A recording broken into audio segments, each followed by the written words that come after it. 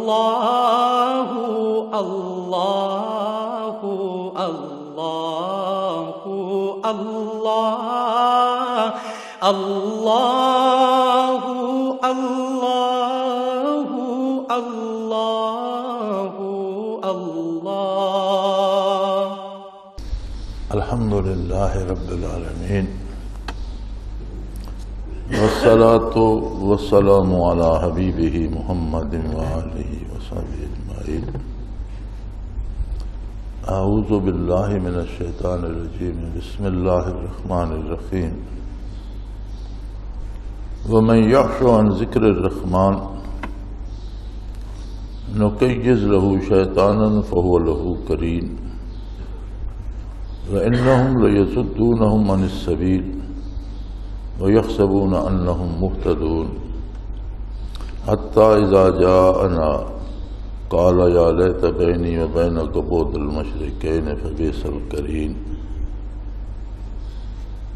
اللهم سبحانك لا علم لنا إلا ما علمتنا إنك أنت العليم الحكيم۔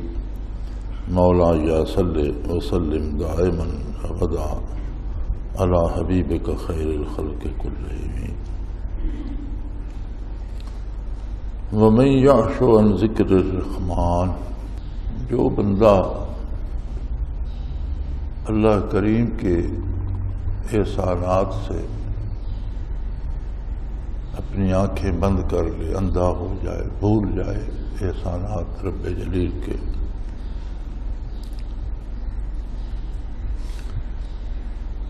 ومن یعش عن ذکر الرحمن، آنکھ بند کر لے یا اندھا ہو جائے۔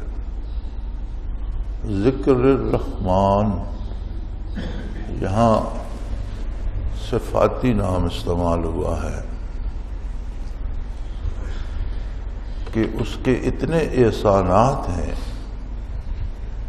اس نے تخلیق فرمایا، اس نے نعمتیں دی، اعضاء و جوارح دیے، عقل سلیم عطا کی، قلب جیسی نعمت عطا کی، یعنی اتنی بے پناہ نعمتیں ہیں اس کی کہ جن کو شمار نہیں کر سکتے۔ وَإِن تَعُدُّوا نِعْمَتَ اللَّهِ لَا تُحْصُوهَا، اگر تم گننا چاہو اللہ کی نعمتوں کو تو گن نہیں سکتے۔ ان سب سے جو آنکھیں بند کر لے، لاپرواہ ہو جائے، کبھی یاد نہ کرے،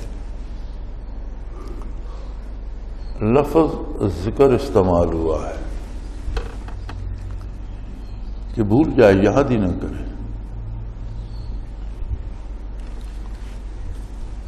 ذکر کے مختلف مدارج ہیں۔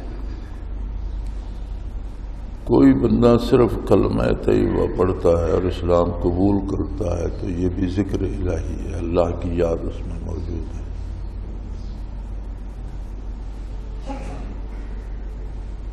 زندگی کے ہر لمحے کوئی بات ہم کرتے ہیں، کوئی کام کرتے ہیں تو وہ دو حال سے خالی نہیں، یا اس میں اللہ کی یاد موجود ہے یا ہم اللہ کو بھول چکے ہیں۔ اگر ہم نافرمانی کرتے ہیں تو اس کا مطلب ہے کہ عظمت الہی ہمیں یاد نہیں، اس لیے ہم کر رہے ہیں۔ نبی کریم صلی اللہ علیہ وسلم کے ایک ارشاد کا مفہوم ہے کہ بندہ جب برائی کرتا ہے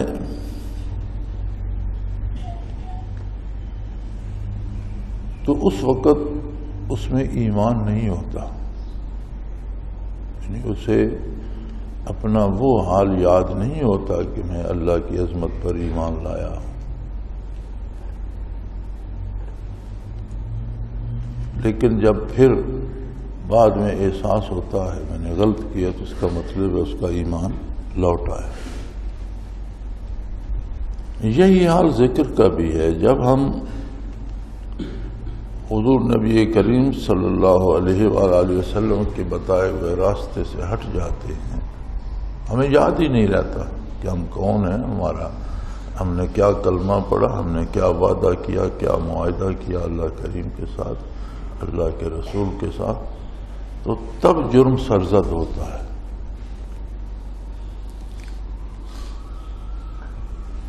دوسرا درجہ ذکر کا یہ ہے کہ عمل سے ہٹ کر زبان سے ہر وقت اپنی زبان کو اللہ کی یاد سے تر و تازہ رکھے، تسبیحات پڑھے۔ سب سے اچھی بات تلاوت قرآن ہے، ورتل القرآن ترتیلا، قرآن کو سمجھ کر ٹھہر کر سکون سے پڑھے۔ تلاوت قرآن ایسی عجیب چیز ہے کہ قرآن نازل تو ہوا پڑھنے کے لیے، سمجھنے کے لیے اور سمجھ کر اس پر عمل کرنے کے لیے، لیکن کلام باری ہے اور کلام میں کلام کرنے والے کا پرتو ہوتا ہے، جمال ہوتا ہے، متکلم کا پرتو کلام میں ہوتا ہے۔ کوئی بندہ کسی اچھے بندے کی باتیں سنتا رہے، اس میں اچھائی پیدا ہونا شروع ہو جاتی ہے۔ کوئی بندہ کسی خراب بندے کی صحبت میں چھوڑ دو، اس کی باتیں سنتے سنتے اس میں برائی پیدا ہونی شروع ہو جائے گی۔ بات میں، کلام میں، کلام کرنے والے کا، متکلم کا پرتو ہوتا ہے، اور یہ کلام باری ہے۔ تو جو بندہ معنی نہیں سمجھتا وہ تلاوت چھوڑ نہ دے، بلکہ تلاوت کرتا رہے۔ معنی آتے ہوں تو سونے پہ سہاگا ہے، عمل کی توفیق ہو تو یہ مقصد حیات ہے۔ کچھ بھی سمجھ نہ آتی ہو تو تلاوت کرتا رہے، تو جو تلاوت میں کیفیات ہیں عظمت الہی کی وہ دل میں آتی رہتی ہیں، اصلاح ہوتی رہتی ہے، ثواب ملتا رہتا ہے، آخرت سنورتی رہتی ہے، شیطان سے تحفظ نصیب ہوتا رہتا ہے۔ وہ پہلا تھا عملی ذکر کے عمل کرے، اللہ اللہ کے رسول کے حکم کے مطابق، تو عملاً ذکر ہے۔ یہ ہے ذکر لسانی کہ زبان سے ذکر کرے۔ اس سے اگلا درجہ ہے ذکر قلبی کہ اس کا دل ذاکر ہو جائے، دل میں برکات نبوت آ جائے۔ یہ کتاب اللہ کے مطابق مقصود ہے۔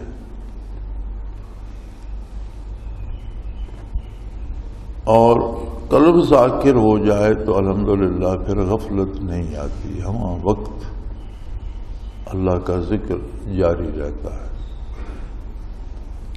لیکن دیکھنا یہ ہے کہ قلب ذاکر ہوگا تو اتباع شریعت کی بھوک لگے گی۔ عام زندگی میں آدمی خواہشات کی پیروی کرنا چاہتا ہے، اور جب اسے شریعت کا راستہ بتایا جائے تو وہ کہتا ہے تم میرے راستے میں دیواریں بنا رہے ہو، اسے تکلیف ہوتی ہے۔ ذکر لسانی سے یہ ہوتا ہے کہ شریعت پر عمل تو کرتا ہے، کوشش کرتا ہے، لیکن رغبت نہیں ہوتی، اپنے آپ کو زبردستی جکڑ کے رکھنا پڑتا ہے۔ ذکر قلبی نصیب ہو جائے تو اتباع شریعت سے ہٹنا محال ہو جاتا ہے۔ جس طرح پیاس لگتی ہے پانی کے لیے، بھوک لگتی ہے کھانے کے لیے، اسی طرح اطاعت الہی کی طلب پیدا ہو جاتی ہے وجود میں، اور آدمی میں ایک جستجو پیدا ہو جاتی ہے کہ یہ کام، جو کام بھی سامنے آئے اس کا شرعی طریقہ کیا ہے۔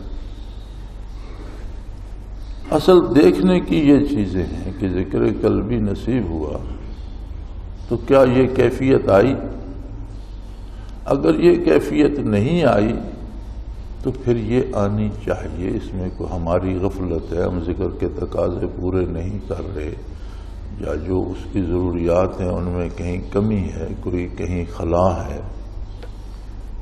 اور اس میں جو بڑا خلا ہوتا ہے، جو بڑی رکاوٹ آتی ہے، جو بہت بڑا حربہ ہے شیطان کا، وہ یہ ہے کہ جب قلب ذاکر ہو جائے، بندہ اللہ اللہ کرنے لگ جائے، تو پھر وہ سمجھتا ہے کہ اب یہ برائی کی طرف تو نہیں آئے گا، اسے میں اگر چوری کی طرف مائل کروں تو نہیں بات مانے گا، ڈاکے پہ مائل کروں تو بات نہیں مانے گا، تو چلو اسے اس طرف لے جاؤ کہ بھئی تم بہت بڑے آدمی ہو گئے ہو، تم میں بڑی بزرگی آ گئی ہے، تم دوسروں سے بہت اچھے ہو، تمہارے مدارج اور مقامات بڑے بلند ہو گئے۔ تو یہ اس راستے کی سب سے بڑی رکاوٹ ہوتی ہے، اور یہ عموماً دیکھا گیا ہے کہ کسی ساتھی سے کہہ دیا جائے نا ان 4 ساتھیوں کو ذکر کرا دیا کرو، بس اتنی سی بات پہ وہ سمجھ لیتا ہے کہ میں تو کوئی آسمانی مخلوق ہوں۔ ان سب چیزوں کا خیال رکھتے ہوئے یہ دنیا آزمائش کی جگہ ہے، امتحان کی جگہ ہے، یہاں قدم قدم پر اپنے آپ کو دیکھنا پڑتا ہے کہ میں کہاں ہوں اور مجھے کہاں ہونا چاہیے۔ تو فرمایا جو اس طرح سے میری یاد ہی بھول جائے، ذکر قلبی نصیب نہیں، ذکر لسانی نصیب نہیں، پھر اعمال میں مجھے بھول گیا، جو جی چاہتا ہے کرتا ہے، کوئی خیال ہی نہیں کہ میں اللہ کے سامنے جواب دے ہوں یا اللہ رحمان ہے، اس کے بے پناہ احسانات ہیں مجھ پر۔ کسی آدمی کو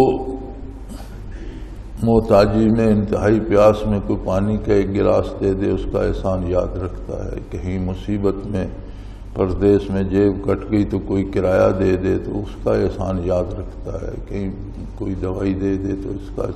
اللہ کریم کے تو انگنت احسان ہے، وہی بھول جائے اور اپنی مرضی کرنے لگے تو پھر ہوتا یہ ہے نقیض لہو شیطانا،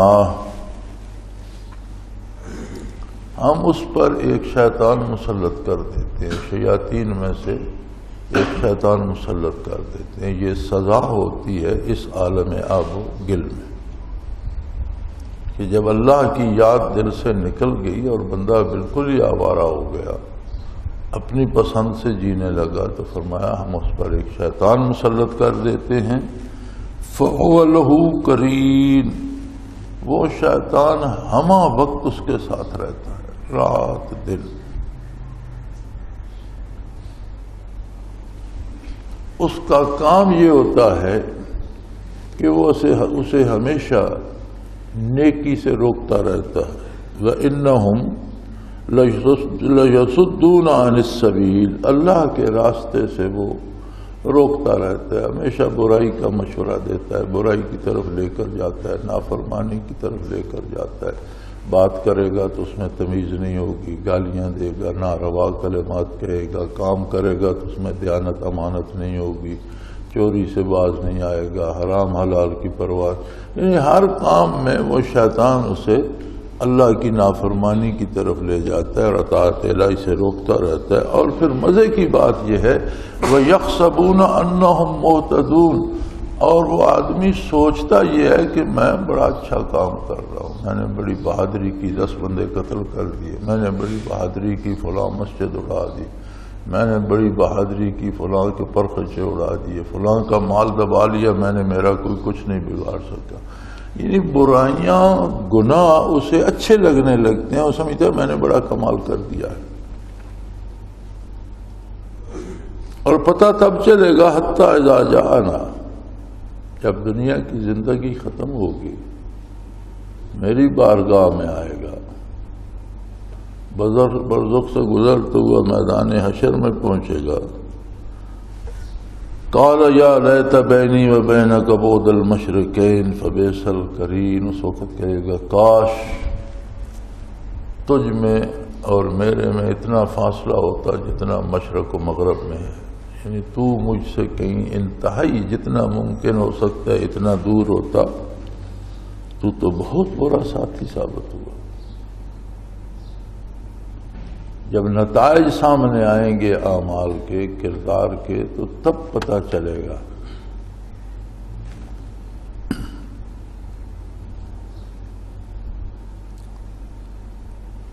ہوتا یہ ہے کہ آدمی کی جب موت واقع ہوتی ہے اور اسے قبر میں رکھ دیا جاتا ہے تو اللہ کے بھیجے ہوئے فرشتے اس کے پاس آتے ہیں،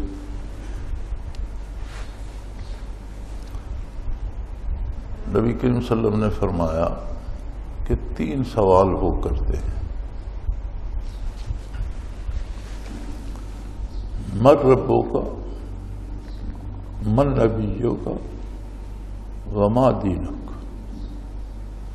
3 باتیں پوچھتے ہیں۔ تیرا رب کون ہے؟ زندگی میں تو نے کسے اپنا پالنہار مانا، کس کے سارے زندگی بسر کی، کس کے احسانات سے جیتا رہا؟ تیرا نبی کون ہے؟ کس نبی کی امت ہے تو؟ کس نبی کو مانا، کس نبی کی پیروی کی؟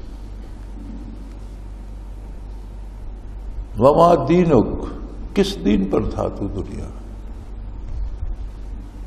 تیرا مذہب، تیرا دین، تیرا عقیدہ کیا تھا؟ یہ 3 سوال ہیں۔ قبر کا جہاں تک سوال ہے، یہ ضروری نہیں کہ بندہ زیر زمین ہی دفن ہو تو قبر بنتی ہے۔ کوئی جل جاتے ہیں، کسی کو درندے کھا جاتے ہیں، کوئی سمندروں میں غرق ہو جاتے ہیں۔ تو حدیث شریف میں ہے کہ ایک چھوٹی سی ہڈی، جہاں کمر کا، ریڑھ کی ہڈی کا اور یہ نچلے حصے کی ہڈی کا جوڑ ہے، وہاں ایک چھوٹی سی ہڈی ہوتی ہے مکھی کے سر کے برابر، عجب الذنب کہتے ہیں اسے۔ جتنا مکھی کا سر ہوتا ہے اتنی سی ایک ہڈی ہوتی ہے، وہ نہ آگ میں جلتی ہے اور نہ کہیں کوئی کھا جائے تو گلتی سڑتی ہے، وہ سلامت رہتی ہے۔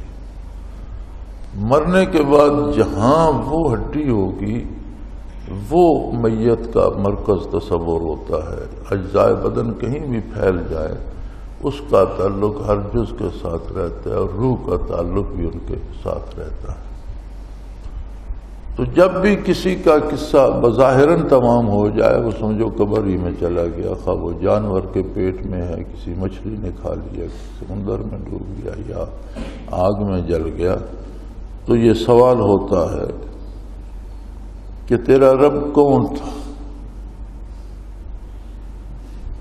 نبی کون تھا، دین کیا تھا؟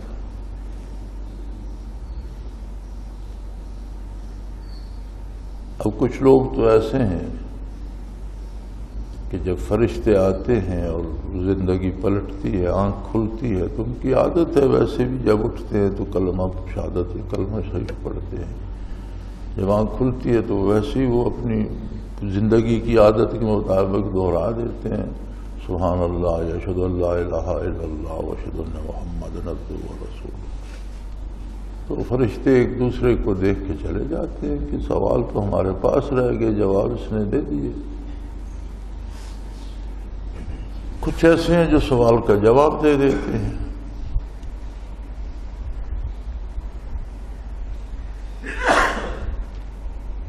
سوالات کے بعد ایک مرحلہ آتا ہے، کچھ ایسے ہیں جنہیں پھر جواب نہیں آتے، جنہوں نے اطاعت کی ہے، اللہ کی عظمت کو دنیا میں مانا ہے، جواب تو وہی دیں گے۔ تو جن کا تعلق ہی اللہ کے ساتھ نہیں رہا، زندگی میں یاد ہی نہیں کیا، مانا ہی نہیں، عملی زندگی میں ہمارا رہے، وہاں جواب نہیں آتے۔ پھر وہ اشارہ کر کے پوچھتے ہیں، ما کنت تقول فی حق ھذا الرجل، اس ہستی کے بارے تمہاری کیا رائے؟ جب وہ اشارہ کرتے ہیں تو قبر سے، جہاں بھی قبر ہے، لے کر روض اطہر تک زمین شفاف ہو جاتی ہے۔ نبی کریم صلی اللہ علیہ وسلم سامنے جلوہ افروز نظر آتے ہیں۔ اب سوال یہ ہے کہ میت کے پاس وہ نظر ہے تو اگر نجات میں ہے تو اس کی نظر میں اتنی قوت ہوتی ہے کہ وہ حضور کی زیارت سے مشرف ہوتا ہے، کہتے ہیں ھذا سیدنا و سندنا و مولانا محمدا ارسلہ بالحق بشیرا و نذیرا۔ تو وہ اپنا بیان کرتا ہے کہ میرے نبی ہیں، میرے محبوب ہیں، میں نے زندگی بھر ان کی غلامی کی ہے، یہی تو میری منزل ہے۔ لیکن اگر نہ سوالوں کے جواب آئے، نہ نظر میں وہ قوت باقی ہے، تو اگرچہ ہر چیز شفاف ہو جاتی ہے لیکن اس سے کچھ نظر نہیں آتا۔ وہ کہتا ہے ہاتا لا ادری، افسوس مجھے کچھ دکھائی نہیں دے۔ تم کیا پوچھ رہے ہو، کس کے بارے پوچھ رہے ہو، سامنے تو کچھ بھی نہیں۔ ہمارے ایک علماء صاحب ہوا کرتے تھے، شاہ جی ہم انہیں کہتے تھے، نام شاید مجھے اس وقت بھی نہیں آتا تھا، اب بھی نہیں آتا، بوڑھے آدمی تھے، تو کبھی کبھی شعر بھی کہا کرتے تھے۔ تو دو شعر ان کے مجھے یاد رہ گئے۔ اس زلف گرہ گیر پہ 100 جان تصدق، اس زلف گرہ گیر پہ 100 جان تصدق، کوئی مجھے اس زلف کے پیچوں سے نکالے۔ یہ انہوں نے اپنا رشتہ بیان کیا ہے کہ محبوب کی زلفوں کا اسیر ہوں، اور میں نہیں سمجھتا کہ دنیا کا کوئی آدمی مجھے اس رشتے سے ہٹا سکتا ہے۔ کوئی ہے جو اس کو توڑ سکے؟ کوئی مجھے اس زلف کے پیچوں سے نکالے، کوئی زور لگا کے دیکھ لے۔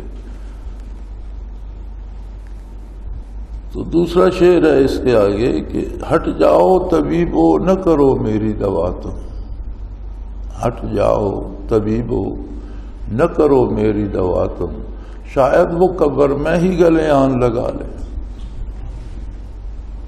تو اس حالت کو انہوں نے بیان کرنے کی کوشش کی ہے کہ مر کے تو جمال یار نصیب ہو جائے، مجھے مر جانے دو، کہ اگر موت ہی شرط ہے تو مر کے تو زیارت نصیب ہو جائے۔ تو یہ ان میں اتنی کیفیات تھیں کہ یہ بڑی پرانی بات ہے، کوئی 60 سال پہلے کی، لیکن مجھے یاد ہے 50-60 سال پہلے کی بات۔ تو یہ تعلق اور رشتے کی بنیاد پہ ہوتا ہے۔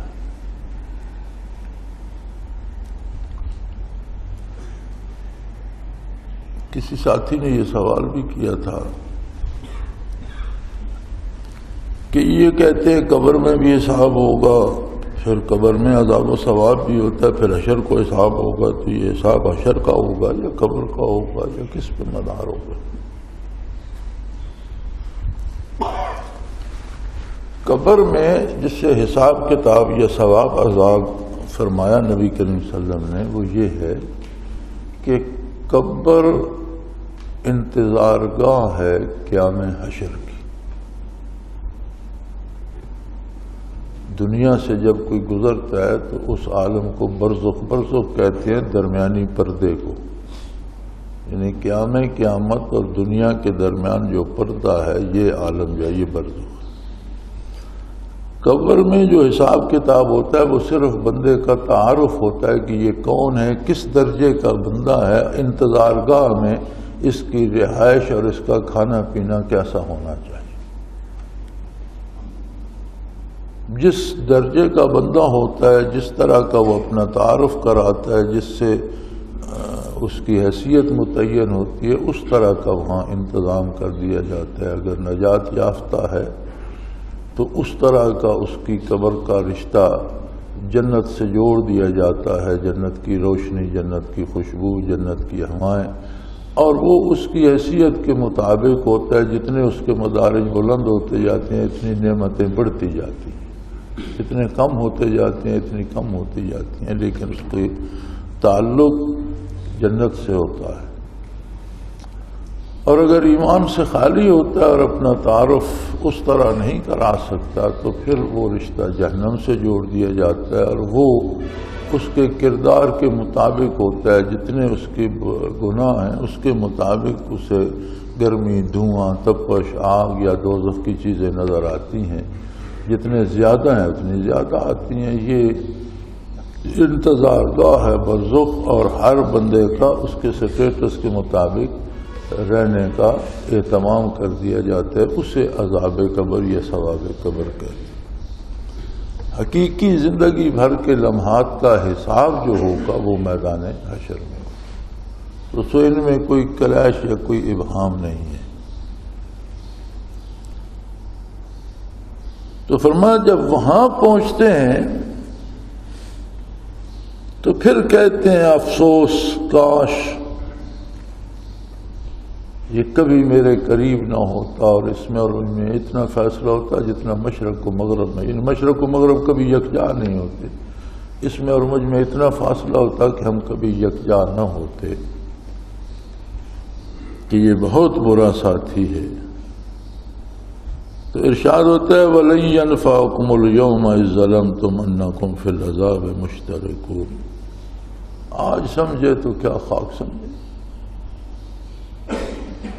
آج کی سمجھ تمہارے کام نہیں آئے گی، یہ دار الجزا ہے، دار عمل تو ہے نہیں، دار عمل تو ختم ہو چکا، اب تو جو کیا ہے وہ بھگتنا پڑے گا، لہذا تمہیں کوئی فائدہ نہیں ہوگا جب زندگی تباہ کر چکے ہو۔ ظلمتم انفسکم، ظلمتم، جب زندگی میں تم ظلم کرتے رہے، ناروا کام کرتے رہے، نافرمانی کرتے رہے، تو آج ادراک ہوا تو کیا فائدہ؟ انکم فی العذاب مشترکون، اب تمہیں بھی وہی عذاب ہوگا جو اس شیطان کو ہوگا، اس کے ساتھ ہی بھگتو گے۔ جہاں جس خانے میں یہ جل رہا ہوگا تم بھی وہیں ہوگے، کیونکہ تم نے اس کا ساتھ دیا ہے۔ تو میرے بھائی، اللہ کریم کا احسان ہے کہ وہ اپنی یاد سے بہرور کرے، کتاب حکیم کی تلاوت کی توفیق دے، تسبیحات کی توفیق دے، اور اگر ذکر قلبی عطا کر دے تو یہ اتنی بڑی نعمت ہے کہ دو عالم میں اس سے بڑی کوئی نعمت نہیں ہے۔ لیکن اس کے حقوق ادا کرنے چاہیے، اس کی حفاظت کا، کسی کے پاس 10 پیسے ہوں تو ان کی حفاظت کرتا ہے، کوئی اٹھا نہ لے، کوئی چرا نہ لے، کہیں ضائع نہ ہو جائے، اتنی بڑی نعمت ہے، اس کی حفاظت کرنی پڑتی ہے۔ اپنی کمزوری کا احساس، اپنے خطا کار ہونے کا احساس، اپنے عاجز ہونے کا احساس، عظمت الہی پہ اعتبار، اور اپنے نبی صلی اللہ علیہ وآلہ وسلم کے ساتھ زندگی بھر کا رشتہ نبھانا پڑتا ہے۔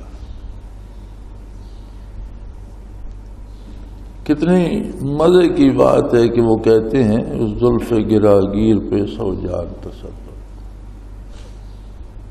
یعنی میرے تو یہ 100 زندگیاں اگر مجھے ملیں تو میں اسی محبوب کے قدموں میں نچھاور کر دوں۔ کوئی مجھے اس زلف کے پیچوں سے نکالے، کوئی زور لگا کے دیکھ لے بھلا مجھ سے دامان رسالت چھڑا سکتا ہے؟ یہ زندگی کا راستہ ہے، اور ذکر قلبی نصیب ہو تو یہ وہ آخری کڑی ہے جو دو عالم میں سب سے اعلیٰ چیز نصیب ہو سکتی ہے۔ اگر اس کے باوجود بھی بندے کی اصلاح نہ ہو تو پھر اللہ ہی مالک ہے، پھر وہ نہیں بچ سکتا۔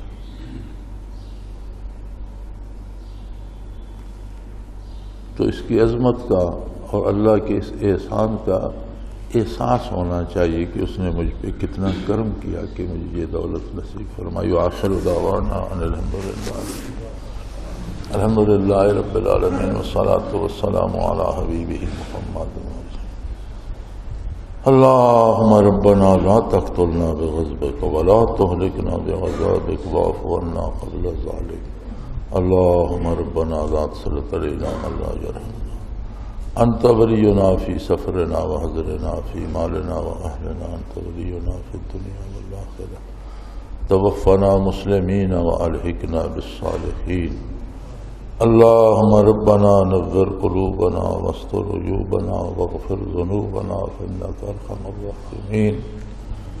اللہم انصر الاسلام والمسلمین، وصلی اللہ تعالی علی حبیبہ محمد برحمتک۔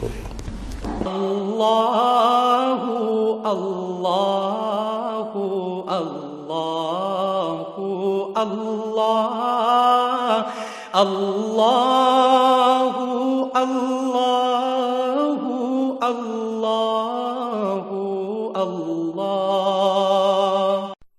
حضرت امیر محمد اکرم آوان مد ذلہ العالی دارالعرفان منارہ ضلع چکوال میں سالہ سال سے قرآن و حدیث کے اوپر خطابات کر رہے ہیں اور سلسلہ نقشبندیہ اویسیہ کے مطابق لوگوں کو ذکر الہی کی تربیت دے رہے ہیں۔ وہ قرآن پاک کی تفسیر ترتیب وار بیان کر رہے ہیں۔ تفسیر قرآن کو وہ موجودہ ملکی اور بین الاقوامی حالات کے مطابق بیان کرتے ہیں۔ موٹر وے سے کلر کہار کے انٹرچینج سے نکلتے ہوئے کلر کہار کی جھیل سے ہوتے ہوئے میانی، بوچھال اور نور پور سے گزرتے ہوئے دارالعرفان منارہ پہنچ سکتے ہیں۔